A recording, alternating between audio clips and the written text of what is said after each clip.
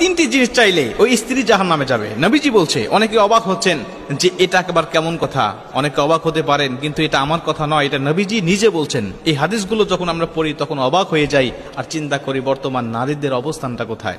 নবীজি সাল্লাল্লাহু আলাইহি ওয়াসাল্লাম বলছেন, কোন নারী যদি তার স্বামীর কাছ থেকে এই জিনিসগুলো চায় তাহলে আল্লাহ পাক তার জন্য জান্নাত হারাম করে দিয়েছে, জাহান্নাম ওয়াজিব করে দিয়েছে।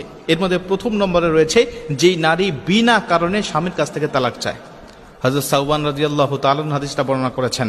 তিনি বলছেন, রাসূল সাল্লাল্লাহু আলাইহি ওয়াসাল্লাম বলছেন, আইয়ুমা ইমরাআতিন সাআলাত যাওজাহা তালাক ফি গায়রি মা বাআত হারামাল্লাহু আলাইহা রাইহাতাল জান্নাহ।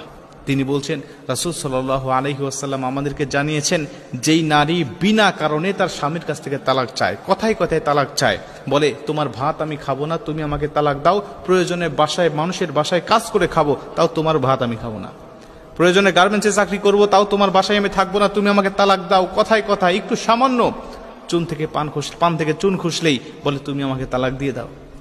নবীজি বলছে, এরা জান্নাতে তো যাবেই না, রাইহাতাল জান্নাহ, এবং জান্নাতের সুঘ্রাণ পর্যন্ত সে পাবে না। এই সাওবান রাদিয়াল্লাহু তাআলা আরেকটি বর্ণনায় বলছে, অথচ নবীজি বলছে একটা মানুষ যদি 40 বছর দ্রুতগামী ঘোড়া নিয়ে যদি দৌড়াইতে থাকে, এত দূর পর্যন্ত জান্নাতের সুঘ্রাণ ছড়াইতে থাকবে।